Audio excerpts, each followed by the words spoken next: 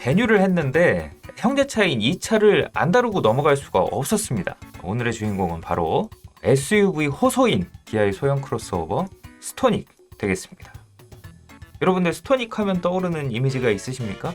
이게 좀 질문이 잘못됐나요? 뭐가 떠올라야 말을 할 텐데, 여러분은 스토닉을 아십니까? 키 큰 해치백, 모닝 고급 버전. 자네는 여기 스토닉 오너분들 계실 거니까 너무 심한 말은 하지 않아 주셨으면 좋겠습니다. 자, 기아 스토닉 2017년 7월 국내 시장에 전격 출시됐습니다. 이 스토닉을 사실상 프라이드 아니냐, 키만 키워놓은 프라이드다 이러면서 자꾸 비난하시는 분들이 있는데, 놀랍게도 사실입니다. 프라이드, 아시는 분들도 있겠지만 이 프라이드가 국내에서만 단종이 됐을 뿐 해외에는 풀체인지 모델이 나왔습니다. 오늘의 주인공 스토닉은 비록 스토닉이라는 별도의 차명을 사용하고 있긴 하지만 이 리오, 4세대 리오의 크로스오버 버전으로 개발된 모델이에요.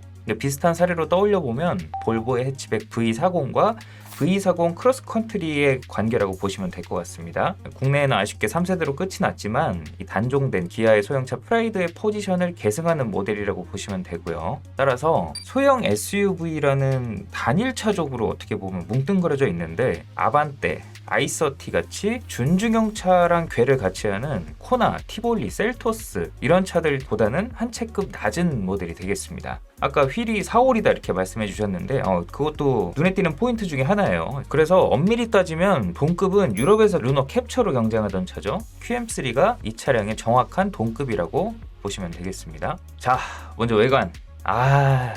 예쁩니다. 예뻐요. 정말 군더더기 하나 없는 소형차 디자인, 국밥 같은 디자인. 출시된 지 몇 년이 지났는데 질리지가 않는 디자인이다. 코나처럼 눈이 막 6개라든가 티볼리처럼 화려해 보이려고 막 범퍼도 우악스럽게 빚어놓고 덕지덕지 붙여서 애를 쓴다거나 하지 않는 담백한 인상이 특징입니다.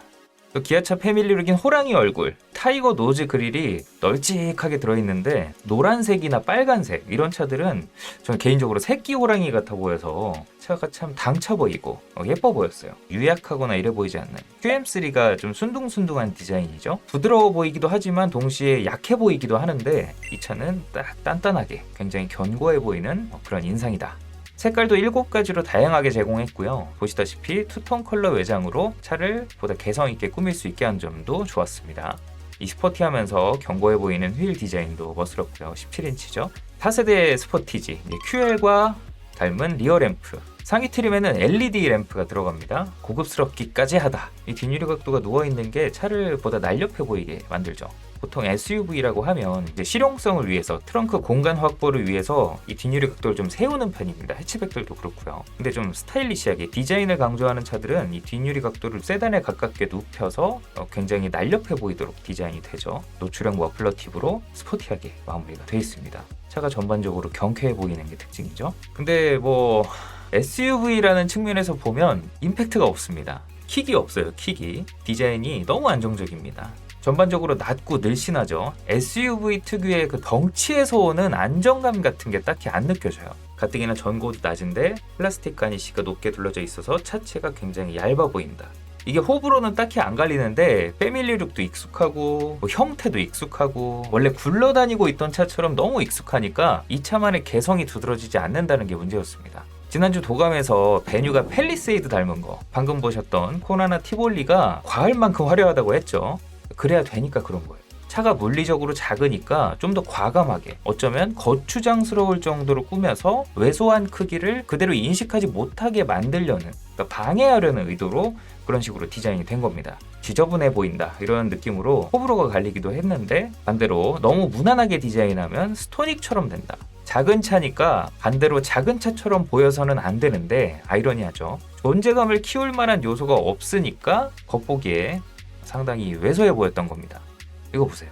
배뉴보다 전장이 100mm나 긴데 이 차가 배뉴보다 시각적으로는 오히려 더 작아 보이죠. 아쉬운 부분이라고 할 수 있겠습니다. 그래서 스토닉을 많은 분들이 SUV가 아닌 것 같다라고 말씀을 하시는 게 이런 요소들이, 그리고 또 뒤에 나올 요소들이 합쳐져서 그런 결과를 만들어낸 겁니다.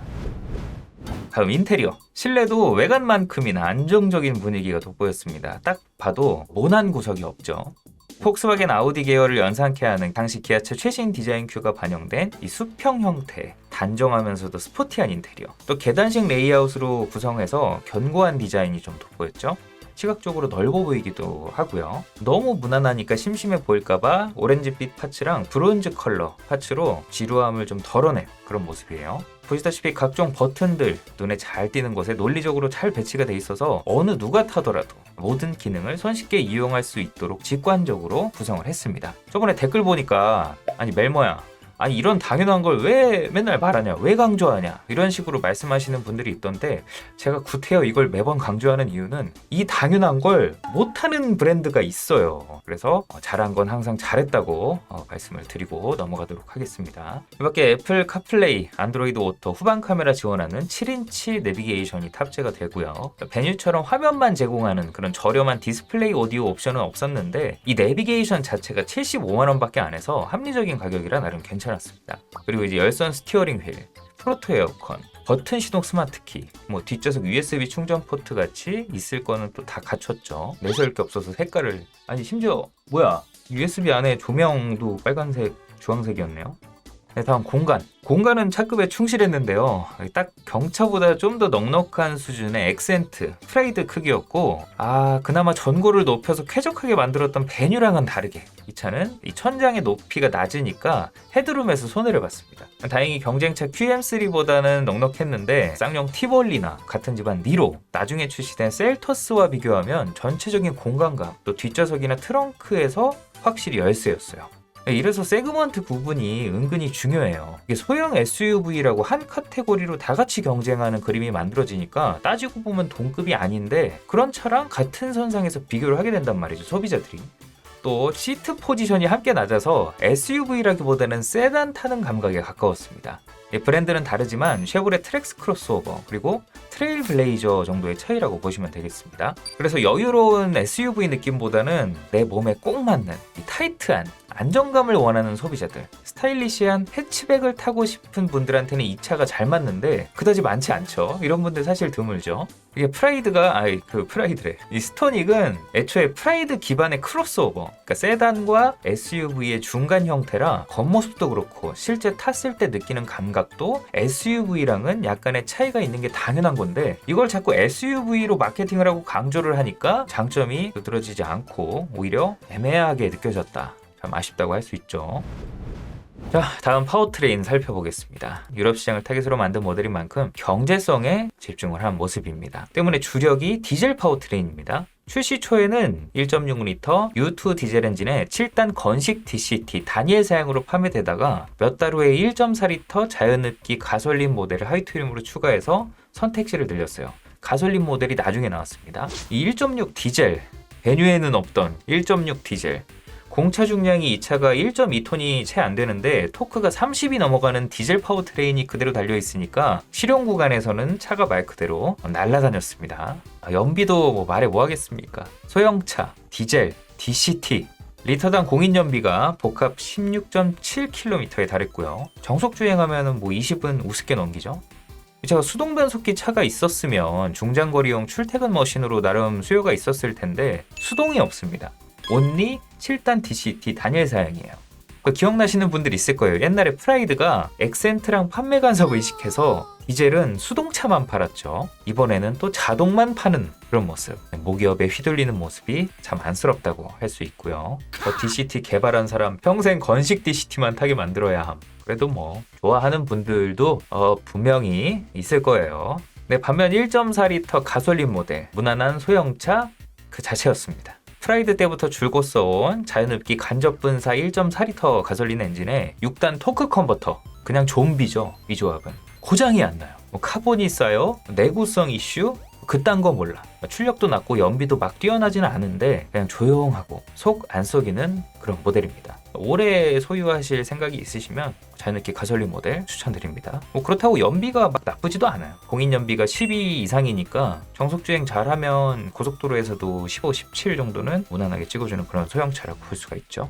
네, 이 밖에 옵션에 따라서 차선 이탈 경고나 자동 긴급제동, 후측방 경고 같이 안전사양은 뭐 나름 갖출 건 갖추고 있어서 도움을 받을 수가 있고요. 드라이브 와이즈라는 옵션을 넣어야 됩니다. 또 어두운 시골길이나 아파트 단지 같은 어두운 골목길 주행할 때 유용한 코너링 램프도 LED 주간 주행 등 달린 차들은 가지고 있다고 보시면 됩니다. 하이빔 어시스트도 있습니다. 스마트 하이빔이죠. 이 급 차이를 두긴 뒀어요. 이 당시에 코나가 함께 나와가지고 코나에 들어가 있던 차선 이탈 방지 보조 같은 그런 안전 옵션까지는 들어가지 않았습니다. 그냥 경고만 있어요. 삐비빅 삐비빅 하면서 시끄럽게 울리는 그런 경고만 있습니다. 보이지 않는 벽에 가로막힌 안전 옵션이라고 할 수가 있겠습니다. 그 다음 승차감 부분에서는 좋은 평가를 못 받았습니다. 유럽 지향인 차들이 대부분 그렇듯이요. 서스펜션을 탄탄하게 세팅해서 국내 대부분 소비자들이 선호하는 그런 부드럽고 말랑한 승차감과는 거리가 있었습니다. 흔히 단단한 세팅은 안정적인 주행 감각, 부드러운 세팅은 그 반대, 이렇게 알고 계시는 분들이 많은데 이게 항상 정답은 아닙니다. 그 사이에 밸런스를 맞추는 게 더 중요합니다. 특히 이렇게 작고 가벼운 차들은 통통 튄다 그러죠. 불규칙한 노면에서 탑승객의 노면의 충격이 고스란히 가는 건 물론이고 오히려 주행 안정감도 떨어질 수가 있어요. 이 매끄러운 노면에서 코너링 하거나 이럴 때는 괜찮은데 이 노면 상태가 조금이라도 안 좋으면 그립을 잃고 휘청여 버린다거나, 특히 우리나라에 정말 많은 과속 방지턱, 크기도 높이도 위치도 다 제각각이라서 진짜 극악의 환경인데, 심지어 페이크 과속 방지턱도 있죠. 언덕에서 내려오다가 이런 거 잘못 만나면 좀 위험한 상황이 연출될 수도 있습니다. 또 브레이크 성능, 출력에 비해서 아쉽다는 평가가 좀 지배적이었죠. 낮은 출력의 1.4L 가솔린 모델에서는 알맞는다고 그렇게 평가를 받았는데, 주력 모델, 경쾌하게 치고 나가는 1.6L 디젤 모델에서는 부족하게 느껴진다, 이런 반응이 많았습니다. 따라서 이 스토닉은 어떤 분들이 타셔야 되냐, 경차나 소형 세단을 타는 감각으로 타셔야 되는 모델입니다. 경차나 소형 세단, 어떤 환경에서 주로 타죠? 마트에 장 보러 갈 때 타는 차, 아이 픽업 갈 때 타는 차, 출퇴근용 서브카, 일상적인 실용 구간 내에서 비포장보다는 잘 닦인 아스팔트 도로 위에서 타셔야 되는 그런 모델이라고 할 수가 있고요. 디젤 모델은 중장거리 고속주행이 많은 소비자한테 적합한 모델이라고 할 수가 있겠습니다. 악명 높은 7단 DCT도 고속도로 위에서는 문제가 없습니다. 자, 출시 후에 이렇다 할 페이스리프트는 없었는데 2018년 하반기부터 판매된 2019년식 모델에서는 눈에 띄는 상품성 개선이 이루어졌습니다. 먼저 순정 내비게이션의 DMB 화질이 놀랍게도 HD급으로 업그레이드 됐습니다. 박수. 네. 훌륭합니다. 농담이고요. 근데 HD급 DMB 이거 좋아요. DMB가 문제가 원래 SD급도 안 되는 화질이잖아요. 뭐 있으나 마나한 그런 느낌이었는데 HD급 이상이 지원이 되고 나서부터는 확실히 TV 볼 맛이 난다. 그리고 한국인이 사랑에 맞이하는 편의장비 뭐 있죠? 통풍 시트 드디어 들어왔습니다. 자, 박수. 이건 진짜 박수다. 그리고 보이십니까? 보이시나요? 차로 이탈 방지 보조 시스템이 드디어 들어왔습니다. 훌륭하다고 할 수가 있고요. 그리고 가솔린 라인업이 하나 더 추가된 게 눈에 띄었죠? 직분사 터보 엔진 새롭게 추가되면서 나긋하기만 했던 기존 자연흡기 1.4L 가솔린 모델에 비해 좀 더 쾌적한 가속 성능, 그리고 더 높은 효율 제공했습니다. 근데 이 엔진 맞습니다. 모닝 터보에 쓰인 3기통 1.0L 카파 TGDI 엔진이죠. 또 공교롭게도 이 무렵에 레이 터보가 단종이 돼서 아쉬워하시는 분들 많았죠. 물론 그냥 쓰진 않았습니다. 출력도 120마력으로 상향시켰고 변속기도 7단 DCT를 맞물려서 주행 감각 자체가 다릅니다. 배기량은 작은데 이게 1.4L 모델보다 상위 모델입니다. 근데 판매량이 아주 저조해서 1.0 엔진이 달렸다는 존재 여부 자체를 모르시는 분들도 많습니다. 가뜩이나 차도 작아 보이는데 경차에나 쓰는 1.0 엔진 들어가 있다고 하니까 3기통 1.0? 경차도 아닌데? 그러니까 이러면서 본능적인 거부감 드는 소비자 아마 많았을 겁니다. 말리부도 1.45 3기통 터보 달아버리니까 갑자기 판매량이 확 줄어든 그런 결과가 나왔죠. 극단적인 다운사이징은 다운사이징 하다가 라인업까지 다운사이징이 돼버릴 수도 있다.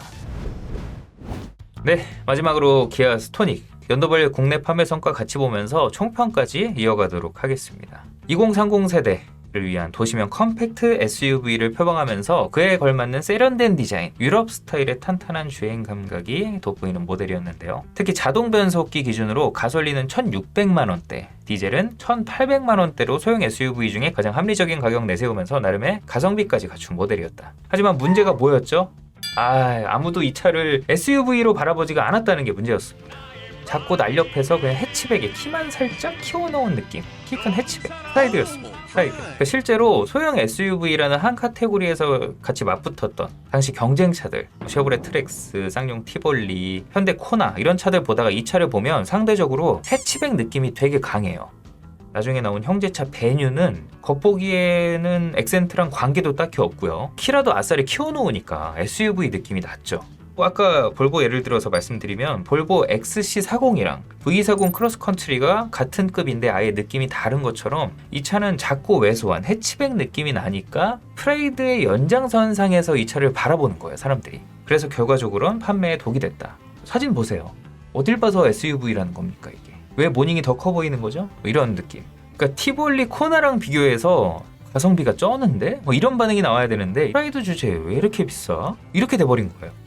이 차 출시 초에 내세운 판매 목표가 월 1,500대였습니다. 연간 18,000대였는데 출시 당해 9,000대, 2018년 16,000대를 넘게 팔면서 거의 근사치에 다가갔습니다. 하지만 2019년부터 신차 효과가 떨어지기 시작했고 그 뒤부터는 판매량이 곤두박질 쳤습니다. 정확히 반토막, 또 거기서 반토막이 나버렸죠. 그러니까 부랴부랴 진행한 아까 보셨던 상품성 개선, 2019년형 모델부터 상품성 개선 모델이 투입이 됐는데 그것도 이제 판매량에는 유의미한 변화를 주지는 못했고요. 2020년에는 월 평균 500대 미만 판매량 기록하면서 결국 출시 3년 만인 2020년 9월 아쉽게도 판매가 종료가 됐습니다.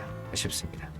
또 운전 연습 차량 수요를 엑센트랑 양분했던 프라이드랑은 다르게 이쪽은 일찌감치 단종이 이미 확정이 돼 있으니까 그 수요마저 가져오지 못했어요. 심지어 순정으로 노란색까지 가지고 있는데 이 운전 연습용 차량 수요 아쉽게도 베뉴한테 모조리 빼앗겼습니다. 지난주에 도감에서 다룬 형제차 베뉴는 이 차에 비하면 정말 양반이었습니다. 정말 아쉽죠? 그리고 다행히 베뉴랑 마찬가지로 이 차 역시 주력시장 유럽에서는 나름 성공했습니다. 이런 소형차의 실용성과 경제성을 중시하는 유럽, 그 시장을 또 타겟으로 만들어진 만큼 굉장히 선방했다. 연간 판매 목표를 7만 대로 꽤 호기롭게 잡았는데 연평균 판매량 7만 대를 웃도는 그런 판매량을 기록하면서 유럽 내에 있는 이 스포티지, 니로에이에서 세 번째로 많이 팔리는 기아차의 효자 상품으로 자리매김했습니다. 국내 단종 직후에 해외에서는 페이스리프트 모델이 나왔어요. 별반 달라진 거 없어요. 보시다시피 화장만 고친 수준으로 변경이 됐기 때문에 뭐 출시해봤자 큰 이변은 없었을 것으로 분명하게 예상이 됩니다. 안 봐도 비디오죠. 뒷모습은 심지어 그대로입니다. 이 밖에 또 대대적인 페이스리프트로 2차 페이스리프트로 또 한 번 생명 연장을 할 거라는 소식도 들려왔습니다. 스파이샵 보니까 이런 디자인으로 변경이 되는 걸로 예상이 되고 있습니다. 이렇게만 나오면 굉장히 좋을 것 같습니다. 유럽에서 잘 팔린다고 말씀드렸죠. 덕분에 중고차 수출도 활발합니다. 그래서 이제 매매가 좀 힘들면 이 수출을 알아보시는 것도 굉장히 좋은 방법 중에 하나예요. 말 나온 김에 중고차 시장 분위기 한번 알아볼까요? 국내 중고차 시장. E급의 소형차가 대부분 그렇듯이 비인기 차종인데 중고차값 방어가 나름 잘 됐습니다. 또 중고차 시장의 치트키 뭐죠? 현기차입니다. 기아라는 브랜드 덕분에 비슷한 연식의 QM3 그리고 트랙스만큼 처참한 수준까지 떨어지진 않았습니다. 근데 연식을 이길 수는 없죠. 일찍이 단종되면서 가장 최근 연식이 지금으로부터 무려 5년 전 2020년인 만큼 이제는 나름 메리트 있는 가격으로 선택할 수 있는 모델이 됐습니다. 현재 신차 대비 한 50에서 60% 정도로 빠진 모습이고요. 특히 중고로 경차 구매 고려하고 계신 분들 이 차도 한번 눈여겨볼 만한 모델이에요. 또 고속주행 많고 이러시면 메뉴판에서도 말씀드렸지만 이 차가 효율이 좋은 차다 보니까 이 톨비 반값, 경차 혜택 이런 걸로 아끼는 비용만큼 유류비로 절약할 수도 있어요. 4단 자동 변속기 들어가 있는 경차는 고속도로에서 그다지 연비가 좋지 않습니다. RPM을 많이 써야 돼서 그렇죠. 뭘 좀 아시네요. 고속주행 많으면 1.6 디젤이 진짜 짜세입니다. 그리고 앞서 말씀드렸듯이 이 차는 2019년식 이후로는 눈에 띄는 상품성 개선이 이루어졌기 때문에 중고차로 구매하실 분들 웬만하면 2019년식 이후 모델 눈여겨보시는 거 추천드리고요. 그리고 1.6 디젤이랑 잠깐 팔린 1.0 터보 가솔린은 7단 건식 DCT 사용하고 있으니까요. 구매 전에 변속기 컨디션 점검해 보시는 거 추천드립니다. 연식이 좀 됐거나 주행거리가 많은 차들은 그에 맞게 시세가 좀 낮은 편이니까 어느 정도 수리비를 애초에 감안하고 구매하시는 것도 좋을 거예요. 아, 요소수 말씀 안 드렸네요. 요소수 안 들어가는 디젤입니다. 다행이죠. 네, 스토닉. 개인적으로 해치백을 좋아해서 지금도 스토닉 길에서 가끔 보일 때마다 눈길이 가는 차예요. 예뻐가지고. 말 그대로 남의 떡이 돼버린 엑센트. 네, 엑센트도 신형이 나왔는데 그 차는 얼굴조차 볼 수가 없는, 쳐다볼 수도 없는 그런 모델이 됐죠. 엑센트와는 다르게 그나마 국내에서 볼 수 없었던 이 4세대 프라이드의 맛이라도 보여줬다는 점에서 의미가 있는 모델이다. 개인적으로 이렇게 생각합니다. 간접분사, 자연흡기, 토크 컨버터 엄청나죠. 오래 소유하고 유지하시려면 1.4 가솔린이 유리할 수가 있습니다. 과격하게 운전을 할 수가 없긴 해. 고속에서 120 이상 안 나가요. 그러니까 고속에서 120 이상 안 밟는 사람한테는 문제가 없는 거예요. 어차피 120 이상 밟으면 G70이 따라와요, 뒤에서. 120 미만으로 그냥 달리고 팀의 안전점수나 올려서 보험료나 할인받고 이러시길. 옛날에 DM8 소나타, 메기타 처음 나왔을 때 2.0 자연흡기 엔진 막 진짜 안 나간다 막 이러면서 아주 그냥 호들갑들을 떨었는데 그거 은근히 잘 나갑니다. 아니 2.0 LPG도 나름 잘 나가거든요. 이게 제주도에서 렌트카 타보신 분들 아실 거예요. 밟으면 밟은 대로 슝슝 나갑니다. 근데 뭐가 그렇게 부족해서 뭐 심장병이다 뭐 이런 말씀을 하셨는지 모르겠어요. 다들 M340i 이런 거 타다가 타셨나? 그러니까 BMW는 차량의 성향 자체가 운전자를 가만히 냅두질 않아. 내가 밟지 않으면 차한테 잘못하고 있는 기분이 들어요. 아반떼 N도 그랬거든요. 나를 이렇게 얌전하게 본다고? 이렇게 나긋하게 출발한다고? 너 제정신이니? 약간 이런 느낌이야. 이게 되는데 안 밟아? 너 저기 저 틈 났는데 저기 안 끼어들 거야? 나 되는데? 그러니까 차가 사람을 만들어요. 그러니까 BMW 운전자들이 그렇게 운전하는 게 BMW를 타본 사람들은 이해를 해. 차가 시키는 대로 했을 뿐이야. 불가능을 가능케 해. 그러니까 볼보는 그런 게 안 된다는 거야.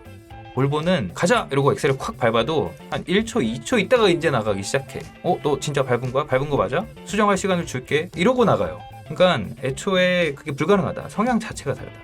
아유, 호주님 정말 감사드립니다. 안 그래도 제가 새롭게 도전하고 있는 새로운 포맷이 많은 분들한테 환영을 받지 못한다는 거를 개인적으로도 알고 있습니다. 그래도 한번 도전을 해보는 데 의미가 있고, 제가 기존의 콘텐츠 진행하면서 매너리즘에 빠진 것 같아요. 그래가지고 저한테 스스로 고난을 좀 부여했습니다. 그래서 새로운 도전을 하고 있으니까 이렇게 응원해 주시는 말씀 한마디 한마디가 저한테 굉장히 큰 힘이 됩니다. 잠이 잘 올 것 같습니다.